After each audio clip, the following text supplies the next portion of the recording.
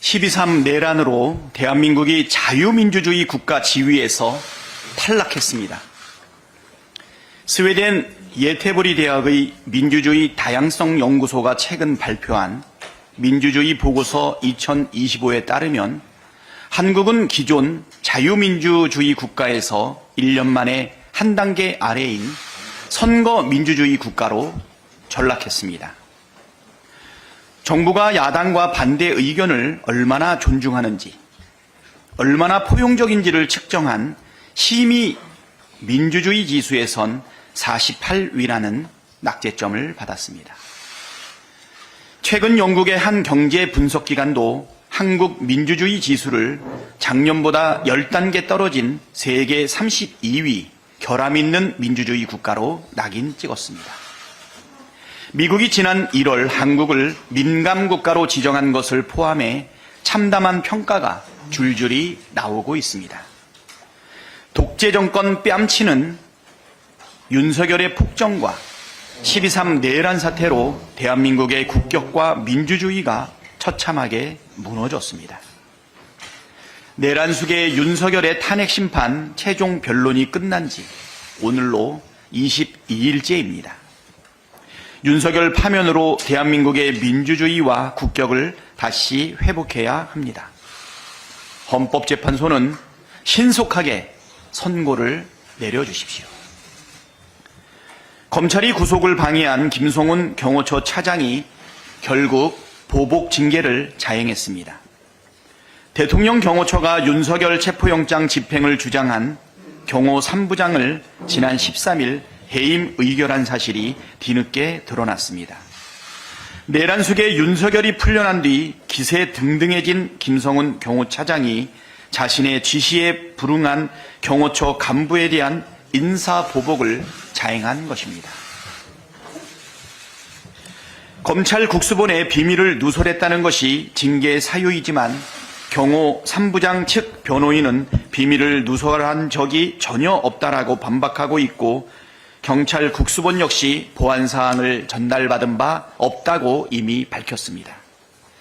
김성훈 처장은 부당한 인사보복은 물론 윤석열 체포를 무력으로 저지하고 비합헌 기록 삭제를 지시한 현행범으로 진작 구속했어야 하지만 검찰이 구속을 방해함으로써 사태를 악화시켰습니다.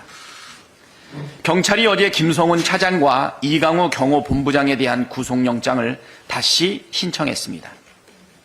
김성훈 처장은 4번째, 이강우 본부장은 3번째 구속영장 청구입니다. 서울고검영장심의위원회가 검찰은 김성훈 구속영장을 청구하는 게 맞다고 결론 낸 지도 12일이 지났습니다. 검찰은 시간 끌지 말고 신속하게 구속영장을 신청하길 바랍니다. 또다시 방해한다면 내란 공범으로 특검 수사를 받아야 할 것입니다. 정당한 법 집행에 협조한 경호처 간부 징계에 동조한 자도 내란 공범입니다. 최상목 부총리는 부당한 파면, 해임, 승인을 거부하십시오. 만약 보복 징계를 승인한다면 그 책임도 반드시 져야 할 것입니다. 최상목 부총리는 헌정질서 유린 행위를 중단하십시오. 헌법 수호에 막중한 책무가 있는 권한대행인 최상목 부총리가 앞장서서 헌정질서를 유린하는 모순적 상황이 연일 벌어지고 있습니다. 오늘로 국회 추천 헌법재판관 3인의 임명 동의안이 본회의를 통과한 지 82일째, 헌법재판소가 마은혁 재판관을 임명하라는 결정을 내린 지 19일째입니다. 자신은 헌재 결정을 따르지 않으면서 헌법 수호의 막중한 책무 때문에 명태균 특검을 거부한다는 회개한 말을 늘어놓은 게 정상입니까? 윤석열의 헌정 파괴로 인해 위기가 지속되고 있는데 위기를 수습하기는커녕 오히려 내란 수계의 체포 방해와 내란 수사 특검 거부, 명태균 특검 거부로 내란 수사를 방해하고 헌재 결정과 현행법을 무시하며 혼란을 키웠습니다. 헌법 수호의 막중한 책무를 저버리고 헌정 질서를 유린한 책임을 더 이상 묵과하기 어렵습니다.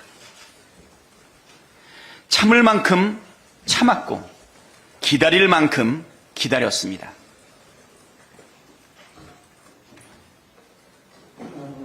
내일까지 마은혁 재판관을 임명하십시오.